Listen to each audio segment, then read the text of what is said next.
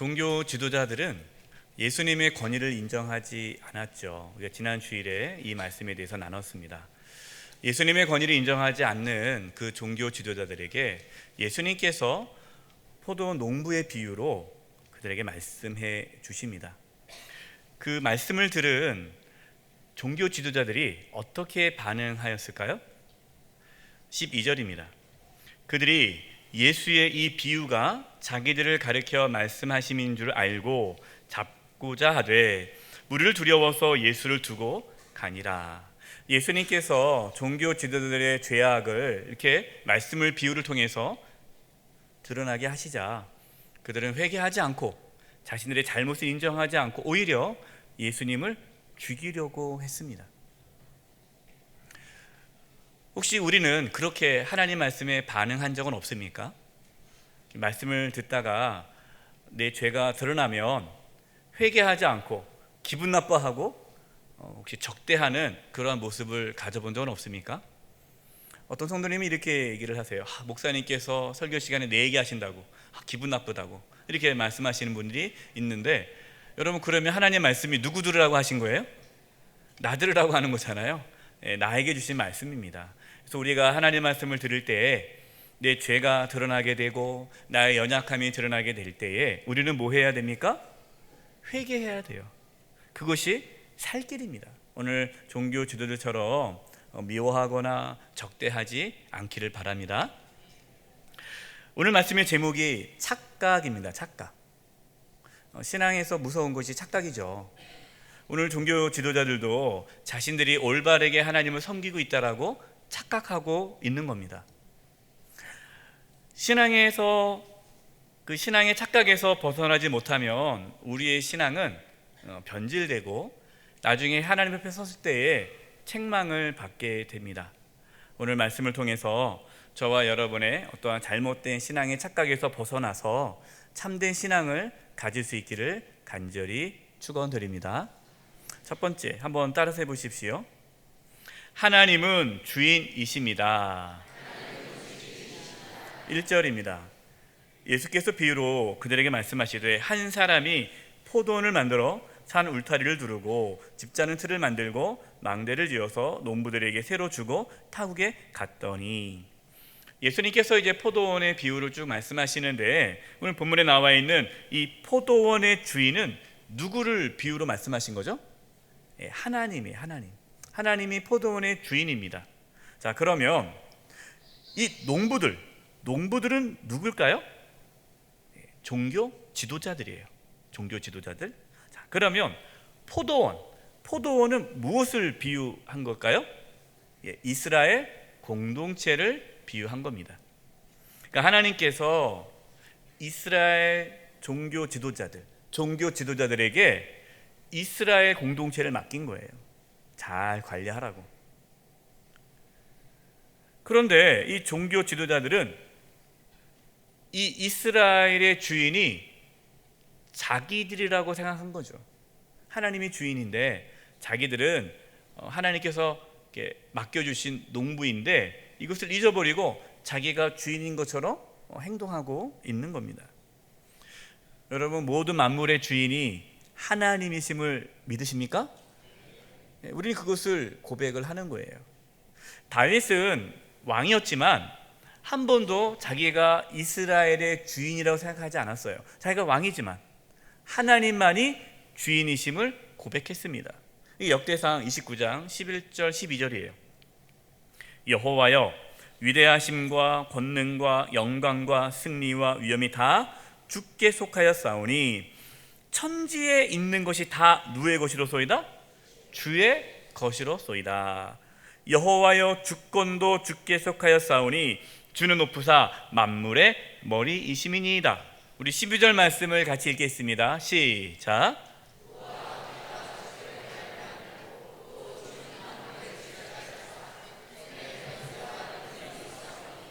모든 사람을 크게 하심과 강하게 하심이 주의 손에 있나이다.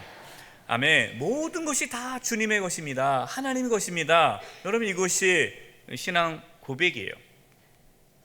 그런데 종교 지도자들의 착각이 무엇입니까? 그 모든 것이 다 누구 거라고 생각한 거예요? 내 거. 자신들이 주인이라고 착각한 겁니다. 자신들에게 있는 권력, 권위, 지위, 명예, 재물, 이 모든 것들이 다 자신들의 것이다 라고 생각한 거죠. 그렇기 때문에 그들은 하나님을 두려워하지 않았습니다. 자기들 마음대로 했습니다. 하나님의 것을 자기 것으로 만들어 버렸습니다. 여러분, 이것이 무서운 거예요. 교회 지도자들이 타락하기 쉬운 것, 교회 지도자들이 타락하지 않습니까? 한국 교회 지도자들이 타락한 이유, 가장 큰 이유가 뭐죠? 교회의 사유화, 교회를 자기 것으로 생각하는 거예요. 그러니까 교회가 자기 거예요. 거기서부터 오는 것이 타락이에요. 교회는 누구 겁니까? 하나님 거예요? 그럼 교회만 하나님 겁니까? 나도 누구 겁니까? 나도 하나님 거. 모든 게 다 하나님 거예요. 우리는 청지기일 뿐이에요. 하나님께서 저와 여러분 각자에게 시간과 물질과 재능과 건강을 주셨습니다. 그 모든 것은 우리 것이 아니에요. 그래서 우리는 우리에게 있는 모든 것이 다 우리 것, 내 것이라는 그 착각에 빠져서는 안 돼요. 우리는 그것을 잘 관리해서 하나님의 뜻대로 사용해야 합니다. 포도원 주인이 이제 종들을 보내서 포도원 소출을 받으려고 합니다. 그때 이 농부들은 주인이 보낸 종들을 어떻게 했습니까? 3절과 4절이에요. 그들이 종을 잡아 심히 때리고 거저 보내었거늘 다시 다른 종을 보내니 그의 머리에 상처를 내고 능욕하였거늘. 5절에 보니까 주인이 계속해서 또 종을 보내요. 심지어 죽이기까지도 합니다. 주인이 보낸 종들을 때리고 능욕하고 죽이는 거예요. 자, 여기서 그러면 주인이 보낸 그 종들은 누구를 비유하는 걸까요? 하나님께서 그동안 보냈던 선지자들을 의미하는 거예요. 하나님께서 이스라엘을 바르게 하나님의 뜻대로 살아가도록 하기 위해 선지자들을 보냈습니다. 그래서 그때마다 선지자들을 보냈는데 이 이스라엘 왕들이 또 종교 지도자들이 하나님께서 보낸 선지자들을 어떻게 했습니까? 때리고 능욕하고 감옥에 넣고 심지어 죽이기까지 한 거예요. 하나님께서 마지막으로 보낸 선지자가 누굽니까? 세례 요한. 세례 요한을 보냈지만 그 종교 지도자들은 세례 요한의 말을 듣지 않았고 무시했고 능욕했고 또 세례 요한이 감옥에 갇혔을 때 죽도록 내어 버렸죠. 왜 그렇게 했을까요? 자신들이 주인처럼 살고 싶었기 때문이에요. 포도원 주인은 이제 마지막 최후로 아들을 보냅니다. 6절입니다. 이제 한 사람이 남았으니 곧 그가 사랑하는 아들이라 최후로 이를 보내며 이르되 내 아들은 존대하리라 하였더니, 이제 포도원 주인은 마지막으로 아들을 보냈어요. 야, 근데 아들만큼은 이 농부들이 그래도 맞이하겠지. 내 아들인데 설마 해야겠느냐? 그래서 아들을 보냈는데 그 농부들이 그 주인의 아들을 어떻게 대했습니까? 7절과 8절이에요. 그 농부들이 서로 말하되 이는 상속자니 자 죽이자. 그러면 그 유산이 우리 것이 되리라 하고 이에 잡아 죽여 포도원 밖에 내 던졌느니라. 아들을 죽이면 그 주인의 유산이 자신들 것이 될 것이다 라고 생각한 겁니다. 그래서 그 아들을 죽여 버린 거죠. 여러분, 이 포도원 주인의 아들이 누구를 비유한 겁니까? 예수님을 비유하죠. 이 종교 지도자들은 예수님을 죽이려고 하는 거예요. 근데 여러분, 사실 이 농부들, 이 악한 농부들은 포도원 주인에게 엄청난 많은 은혜를 받은 자들이에요. 왜 그러냐면 이 당시 예수님 당시에 노동 시장이 어떻게 됐느냐, 이 당시 대부분의 사람들이 하루 일하고 하루 먹고 사는 하루 노동자 역할을 많이 했어요. 그러면 이제 인력 시장이 있으면 이제 주인들이 가가지고 농장 주인이 나가가지고 이렇게 일꾼들을 고용합니다. 하루 하루 그냥 일당을 주는 거예요. 그러면 그 노동자들은 그 농장에 가가지고 하루 일하고 하루 품삯을 받고 사는 거예요. 그러니까 하루 벌어서 하루 먹고 사는 것이 그 당시에 노동 이 시장의 모습이에요. 여러분 말씀 보니까 이 포도원 주인이 포도원을 만들 때 농부들이 일을 했습니까? 안 했습니까? 일한 게 없어요.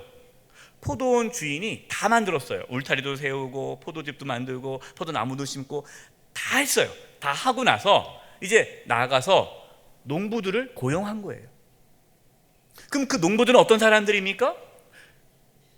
농장 주인이 불러주지 않으면 굶을 수밖에 없는 그냥 연약한 노동자예요.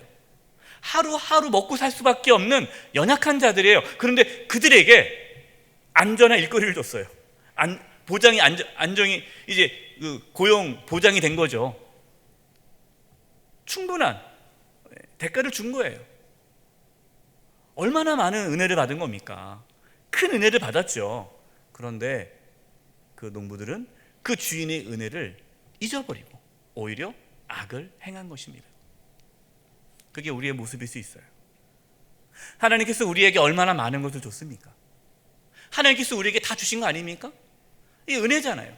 우리는 하나님의 은혜를 받았는데 그것이 마치 내 것인 것처럼 생각한다면 이 악한 농부와 같은 거예요.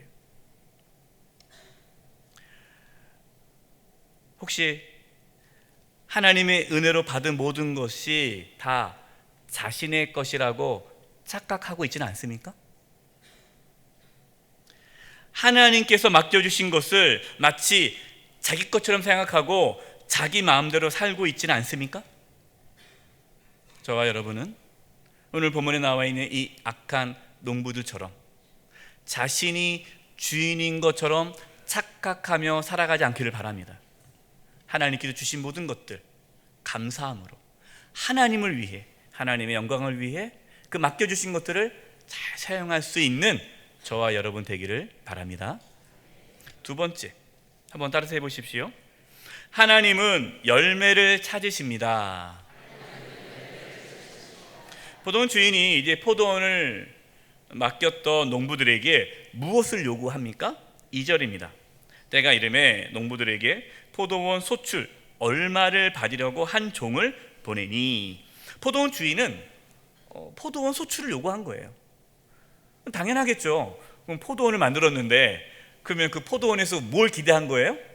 포도 열매를 기대한 거죠. 당연히 수확을 기대한 거예요. 만약에 포도원을 만들었는데 포도 열매가 맺혀지지 않는다, 그럼 그 포도원은 의미가 없는 거죠.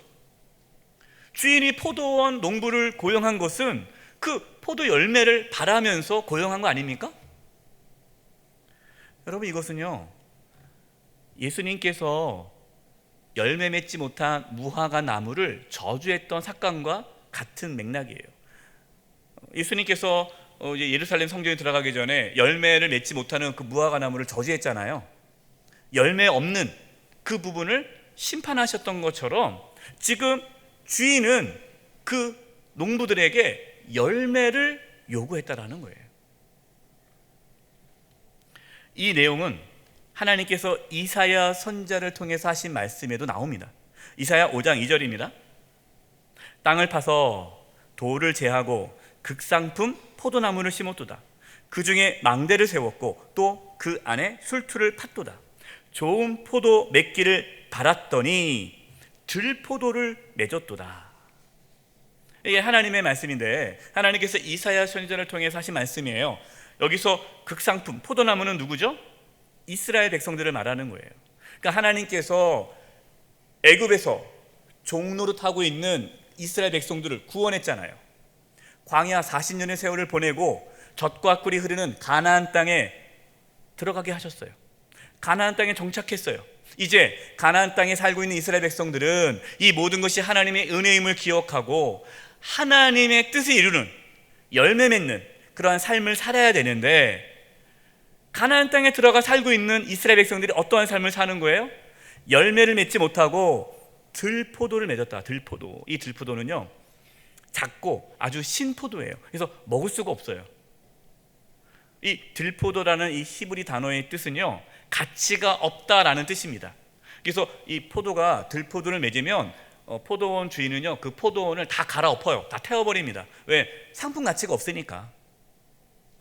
이스라엘이 지금 그렇다는 거예요. 이사야 5장 7절에서 이걸 해석해 주는데 좀 더 쉽게 이해하려고 표준 세번역으로 제가 읽어드리겠습니다. 이스라엘은 만군의 주의 포도원이고, 이스라엘이 포도원이라는 거예요. 유다 백성은 주께서 심은 포도나무다. 그 포도나무 한 사람 한 사람이 이 포도나무예요. 주께서는 그들이 선한 일 하기를 기대하셨는데, 이스라엘 백성들이 하나님을 섬기고 하나님 말씀들을 순종하여서 선한 일, 하나님께서 기뻐하시는 일을 하기를 원하셨는데, 기대하셨는데 보이는 것은 뭐다? 사륙뿐이라. 사람을 죽이는 거, 악한 일밖에 안 했다는 거예요. 주께서는 그들이 옳은 일 하기를 기대하셨는데, 이 옳은 일 하는 것이 열매 맺는 삶이죠. 들리는 것은 그들에게 희생된 사람들의 울부짖음뿐이다. 가나안 땅에서 하나님 말씀에 순종하며 선한 일을 하기를 원했는데, 이스라엘 백성들이 그 가나안 땅에서 어떠한 삶을 사는 거예요? 이방인들처럼 똑같이 가난하고 힘없는 자들을 압제하고 괴롭히고 빼앗고 그들의 눈에 눈물을 흘리겠다는 거예요. 악한 일을 했다는 겁니다. 그들의 그 악함으로 인해서 고통받는 자들의 소리가 하나님의 귀에 들렸다. 이스라엘 백성들이 최상품의 포도 열매를 맺을 줄 알았는데 내가 속았구나. 이들이 들포도를 맺었다. 하나님께서 이스라엘 백성들을 책망하듯이 이사야 선지자를 통해서 하신 말씀이에요. 지금 예수님께서 이 비유의 말씀을 지금 종교 지도자들에게 하고 있는 거예요. 너희들이 포도 열매를 맺어야 되는데 들포도를 맺었구나. 이 비유 아닙니까? 주인이 농부들에게 열매를 요구했지만 이 농부들은 열매를 주지 않고 그냥 종들을 죽이는 거예요. 하나님께서 저와 여러분에게 요구하시는 것은 열매입니다. 열매. 그럼 하나님 저와 여러분에게 요구하시는 열매가 무슨 열매입니까? 성령의 열매예요. 성령의 열매가 뭐죠? 우리 갈라디아서 5장 22, 23절입니다. 한번 읽어보겠습니다. 시작.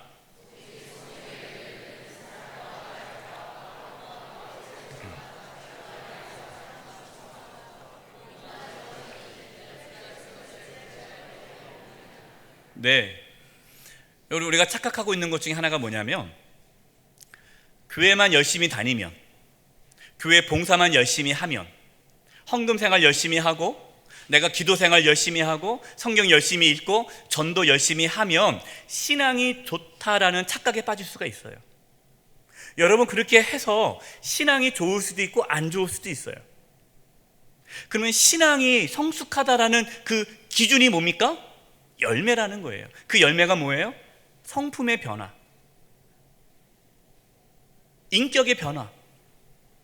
하나님은요 우리의 성품을 봐요. 인격을 봐요. 사람이 성품이 변하잖아요. 인격이 변하면 모두 바뀝니까? 삶이 바뀌어요. 삶이 바뀌는 거예요. 그걸 요구하시는 거예요. 근데 예수님 믿었는데 똑같아요. 예수님 믿기 전과 예수님 믿은 후가 똑같아요. 그러니까 세상 사람들이 손가락질 하는 거예요. 아유, 교회 다니는 사람들이 왜 저러냐. 교회 다니는 사람들이 똑같다는 거예요. 똑같이 욕심부리고 시기하고 질투하고 싸우고 자기중심적으로 살아가는 것이 똑같으니까 손가락질 받는 거예요. 그런데 예수 믿고 나니까 성령이 그 사람 가운데 이제 임하시는 거죠. 성령께서 오셔서 어떠한 마음을 갖게 하시는 거예요? 성령의 열매를 맺게 하시는 거예요. 사랑과 실학과 온유함과 화평과 이런 모든 것들이 다 하나님의 성품, 예수님의 성품이죠. 그러니까 상품이 변하니까 사람이 달라지는 거예요. 그러니까 예전에는 그게 까칠하더니만, 예전에는 한마디 하면은 10마디 쏟아냈는데 이제는 저 사람이 바뀌었구나. 늘 이렇게 인자하게 웃고 양보하고 희생하고 섬기고 베풀고, 그전에는 밥 한 번 안 사더니만 이제는 다 베풀고 완전히 사람이 변했구나. 그게 뭡니까? 그게 열매예요.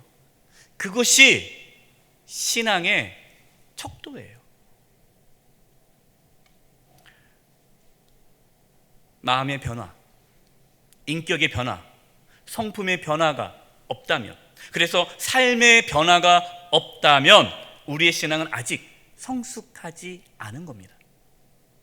자신의 신앙의 성숙에 대해서 착각하지 않기를 바랍니다. 세 번째, 한번 따라해 보십시오.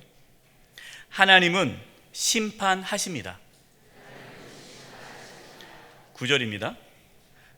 포도원 주인이 어떻게 하겠느냐, 와서 그 농부들을 진멸하고 포도원을 다른 사람들에게 주리라. 주인이 보낸 종들을 다 죽였어요. 심지어 아들도 죽였어요. 여러분, 주인이 그 포도원 농부들을 어떻게 할 것 같아요? 가만히 두겠습니까? 아니죠. 진멸하죠. 이 말은요, 하나님의 심판이 있다라는 말씀이에요. 히브리서 9장 27절입니다. 한번 죽는 것은 사람에게 정해진 것이요, 그 후에는 심판이 있으리니. 여러분, 하나님의 심판은 반드시 있습니다. 그런데 여러분, 말씀 보세요. 이 주인이 종 한 명 보냈을 때 그 농부들이 그 종을 때리고 그렇게 하지 않습니까? 딱 한 명 보냈을 때 그 종을 맞이하지 않았다고 해서 주인이 가서 그 농부들을 진멸했습니까? 아니죠. 계속해서 종들을 보냈어요. 심지어 아들까지 보냈어요. 여러분, 이것이 하나님의 은혜예요. 하나님의 사랑입니다. 하나님은요, 저와 여러분이 멸망하기를 원치 않으십니다. 하나님은 이 세상이 멸망당하기를 원치 않으세요. 이 세상이 구원받기를 원하세요. 그래서 지금도 기다리고 계시는 거예요.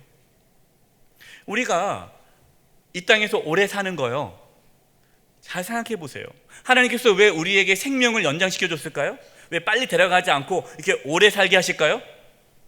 요즘에 왜 이렇게 사람들이 오래 살까요? 저는 죄를 많이 지었었다, 그렇게 생각이 들어요. 하나님께서 뭐 하라고? 회개하라고. 죽기 전에 빨리 회개하라고. 자꾸만 시간을 연장시켜 주는 거예요. 연장시켜 주는 거예요. 네. 그렇기 때문에 우리는 살아있을 때 하나님께 돌아가야 돼요.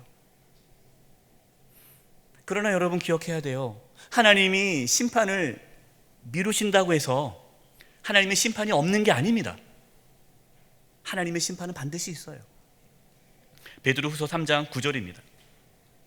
주의 약속은, 이 약속이 뭡니까? 예수님이 다시 오신다는 약속. 예수님이 다시 오시면 세상은 심판이 이루어지는 거예요.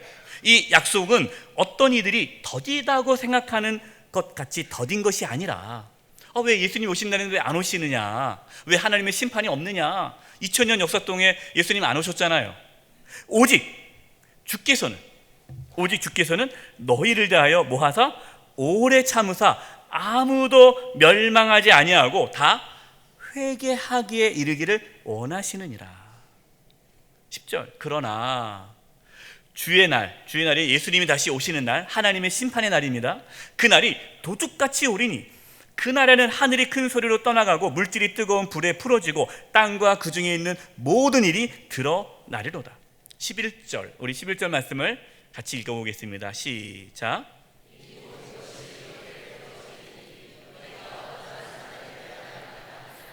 거룩한 행실과 경건함으로 주님 오심을 준비해. 이것이 바로 열매죠. 열매. 12절입니다. 하나님의 날이 임하기를 바라고, 이 하나님의 날이 심판의 날입니다. 예수님 다시 오실 날이죠. 간절히 사모하라. 그날에 하늘이 불에 타서 풀어지고 물질이 뜨거운 불에 녹아지려니와. 세상은 이제 심판을 받기 때문에 다 불로 심판받는 거죠. 13절. 우리는 그의 약속대로 의가 있는 곳인 새 하늘과 새 땅, 천국을 바라보도다. 아멘. 예수님은 다시 이 땅에 오십니다. 예수님 오실 때 저와 여러분은 맞이할 준비를 해야 돼요. 악한 포도 농부들은요, 주인이 와서 자신들을 진멸할 것을 생각하지 않았어요. 그러니까 착각에 빠진 거죠. 주인이 오지 않을 것이라는 착각 때문에 자기 마음대로 사는 거 아닙니까? 이게 얼마나 어리석어요. 근데 우리도 이렇게 착각에 빠질 수 있어요. 하나님의 심판이 없는 것처럼 하나님의 심판이 없다라고 착각하면서 살 수 있습니다. 하나님의 심판에 대한 생각을 하지 않고 살아가는 자는요, 하나님을 두려워하지 않죠. 자기 마음대로 살아가는 거예요. 하나님의 것을 자기 것으로 뺏어가며 살아가는 거예요. 하나님의 심판이 없다라고 착각하지 마십시오. 하나님의 심판은 반드시 있습니다. 주님 다시 오십니다. 주님 다시 오실 때 우리 주님 맞이할 수 있는 열매 맺는 그러한 삶을 살아가기를 바랍니다. 결론입니다. 예수님은 악한 포도원 농부들의 비유를 말씀하시면서 종교 지도자들의 죄악을 드러내 주셨습니다. 저와 여러분은 어떠한 자들입니까? 충성스러운 청지기로 살아가고 있습니까? 아니면 악한 농부로 살아가고 있습니까? 우리의 모든 것이 다 하나님의 것임을 깨달을 수 있기를 바라요. 하나님은 우리에게 건강과 재능과 물질과 시간 등을 맡겨주셨습니다. 우리 게 아니에요. 내 것이 아니에요. 내 것이라고 착각하는 순간 우리는 악한 농부로 살아가는 것입니다. 우리는요, 하나님께 주신 걸 가지고 열매를 맺어야 돼요. 열매, 풍성한 열매를 맺어야 돼요. 그 열매가 무엇입니까? 성령의 열매예요. 인격의 변화예요. 마음의 변화입니다. 성품의 변화입니다. 그것으로 인해서 찾아오는 삶의 변화가 열매예요. 우리 자식뿐만 아니라 우리가 속해 있는 가정, 또 직장, 또 교회, 내가 속해 있는 공동체에서 하나님께서 기뻐하시는 그러한 선한 열매를 많이 맺을 수 있도록 수고하고 애쓰는 것, 바로 그 자가 지혜로운 청지기입니다. 하나님의 심판은 반드시 있어요. 고린도후서 5장 9절과 10절입니다. 그런즉 우리는 몸으로 있든지 떠나든지 주를 기쁘시게 하는 자가 되기를 힘쓰노라. 우리 10절 말씀을 같이 읽겠습니다. 시작. 이는 우리가 다 반드시 그리스도의 심판대 앞에 나타나게 되어 각각 선악간에 그 몸으로 행한 것을 따라 받으려 함이라. 아멘. 각각 우리의 몸으로 행한 것을 하나님 앞에 심판을 받게 돼요. 저와 여러분, 잘못된 신앙의 착각에 빠지지 마시고 내 모든 것이 다 하나님 것임을 인정하고 충성스러운 청지기로서 선한 열매를 많이 맺어 하나님 앞에 섰을 때에 잘했다 칭찬받는 저와 여러분 되기를 간절히 축원드립니다. 기도하겠습니다. 하나님 아버지, 저희들이 잘못된 신앙의 착각에 빠져 하나님을 마음 아프게 하지 않게 해주시고 충성스러운 청지기로서 하나님께 주신 것들을 가지고 잘 감당하여 많은 열매를 맺을 수 있는 저희 모두가 되게 하여 주시옵소서. 그래서 주님 앞에 섰을 때 잘했다 칭찬받는 하나님의 종들 되기를 간절히 원합니다. 그렇게 하실 주님을 찬양하고 예수님의 이름으로 기도드립니다. 아멘.